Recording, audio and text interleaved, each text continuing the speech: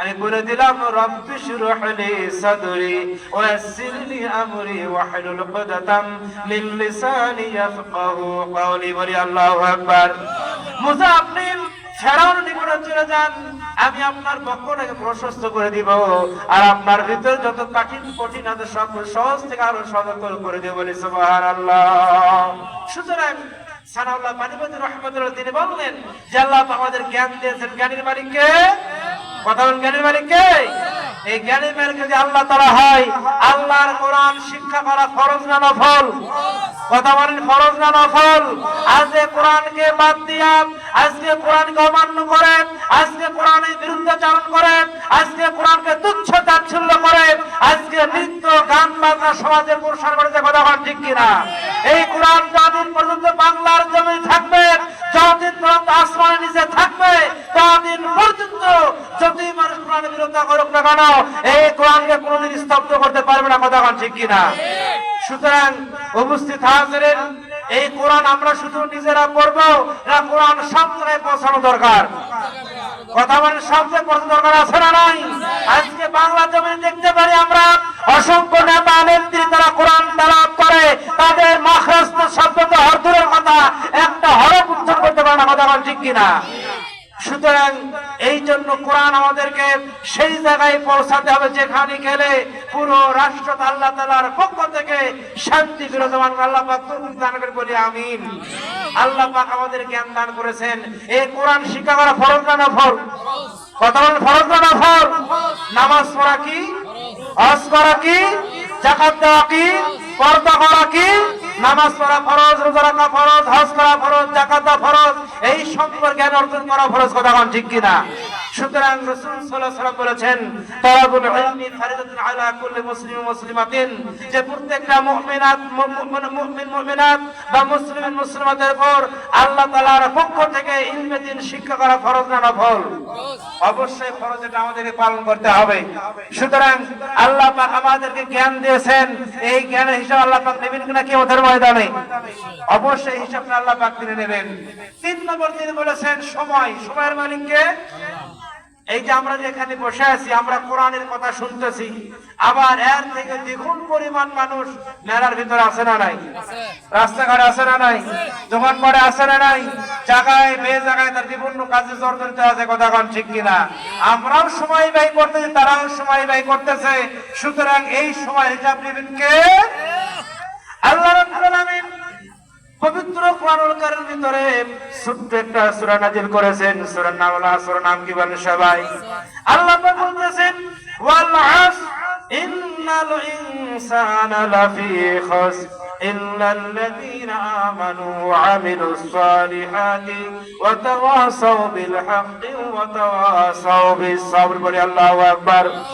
আল্লাহ পাক বললেন সময়ের কসম, ইন্নাল ইনসানা লাফি খুসর, নিশ্চয় দুনিয়ার সমস্ত মানুষেরা তারা অবশ্যই ক্ষতির ভিতর রয়েছে। কথা কার বলেন? পৃথিবীর সমস্ত মানুষেরা ক্ষতির ভিতর রয়েছে। ওই সমস্ত ব্যক্তিগুলো নয়, যেই সমস্ত ব্যক্তিগুলো আমানু, যারা একমাত্র আল্লাহ তাআলার প্রতি বিশ্বাস স্থাপন করেছে। বলে সুবহানাল্লাহ। যে সমস্ত ব্যক্তিরা আল্লাহ তাআলার প্রতি মানতে এসেছে, সেই ব্যক্তিগুলো সারা দুনিয়ার সমস্ত মানুষগুলো ক্ষতির ভিতরে। কথা কোন ঠিক কিনা? ওয়া আমিলুস সালিহাত, ঈমান আনার পর নেক কাজ করেছে। ওয়া তাওয়াসাউ বিল হাক্কি ওয়া তাওয়াসাউ বিস সাবর, যারা হকের অটল ছিল এবং যারা জীবনের সর্বদাই যারা ধৈর্য স্থাপন করেছে। কথা কোন ঠিক কিনা? সুতরাং আল্লাহ পাক সূরার শুরুতে সময়ের কসম দিয়েছেন। কথা কোন? এই সময়ের মালিক কে? আল্লাহ রাব্বুল আলামিন। সুতরাং এই সময় আমাদেরকে আল্লাহর কাজে ব্যয় করতে হবে। কোন কাজে? আল্লাহর কাজেই ব্যয় করতে হবে। আমরা দুনিয়াতে সারাদিন কাজ করি কিনা বলেন? সারাদিন আমরা কাজ করি। এই কাজের ভিতরে যদি বলা হয় যে এখানে যারা উপস্থিত আছেন আজকে আশার নামাজ কয়জন পড়ছেন, হয়তো বা 2-4 জন ছাড়া তারা হয়তো পড়ছেন, বা এগুলো বা রাস্তাঘাটে ঘোরাঘোরা করে পড়ছেন। কথা বল ঠিক কিনা? সুতরাং আজকে 5 ওয়াক্ত নামাজ মাত্র কয় ঘন্টা লাগে বলেন? 2 থেকে 2.5 ঘন্টা হুজুর এখানে আছেন, হুজুর সম্পূর্ণ আসেন যে 2 থেকে 2.5 ঘন্টা এখানে মাত্র টাইম লাগে। 24 ঘন্টার ভিতরে এই 2 ঘন্টা টাইম যদি আল্লাহ রাস্তায় কেউ যদি ব্যয় করে, রাসূল সাল্লাল্লাহু আলাইহি সাল্লাম বলেছেন যে ওই 2 ঘন্টার বিনিময়ে আল্লাহ পাক সারা দিনের রিজিকের ব্যবস্থা আল্লাহ পাক দান করে। সুবহানাল্লাহ বলি আমরা। ফালিয়াবুদু রাব্ব হাযাল বাইত আল্লাযী আত'আমাহুম মিন জু'ইন ওয়া আমানাহুম মিন খাউফ। এই ঘরের মালিকের কাজ করো, এই ঘরে আসো, এই ঘরে সেজদা দাও, আল্লাহ তাআলার কাছে যাও। আল্লাহ পাক অবশ্যই তোমার জীবনের সকল ভয়, সকল চিন্তা, সকল দুর্দশা সব কিছু দায়িত্ব নেবেন কে? আল্লাহ পাক তিনি গ্রহণ করবেন। সুতরাং আল্লাহ পাক সময়ের কসম দিয়েছেন, আল্লাহ পাক আমাদেরকে সময় দিয়েছেন কোরআনের মজলিসে। এই কিয়ামতের ময়দানে জায়গার সাক্ষ্য দিবে কিনা বলেন? বিশ্বাস আছে আপনাদের? এটা বিশ্বাস করতে হবে যে অবশ্যই আল্লাহ পাক আমাদেরকে কিয়ামতের ময়দানে একটা ব্যবস্থা আল্লাহ পাক আমাদের এই মাহফিল কবুল করে বলে আমিন। আর জোরে বলি আল্লাহুম্মা আমিন। আল্লামা সানাউল্লাহ তালিবাতী রাহমাতুল্লাহ আলাইহি তিনি 3 নম্বর বললেন যে তোমার সন্তান, তোমার স্ত্রী আল্লাহ তাআলার দেওয়া সম্পদ। দুনিয়াতে অসংখ্য মানুষ আছে 50 বছর 60 বছর হয়ে যাওয়া একটা সন্তান হয় না, কথা বলেন ঠিক কিনা? দুনিয়ায় এমনও ব্যক্তি আছে যারা দুনিয়ায় চলাফেরা করতেছে এখন কোনো বিবাহ করতে পারে না, কথা বলেন ঠিক না? লোক আছে না নাই?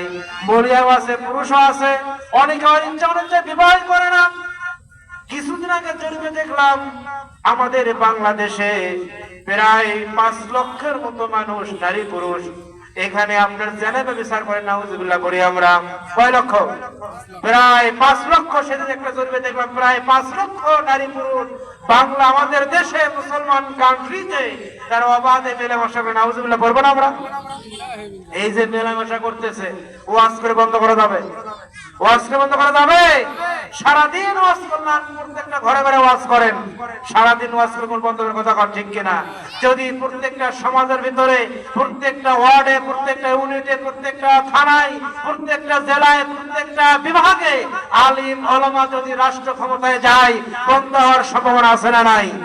কথা বলা আছে না নাই? যদি সেই সমস্ত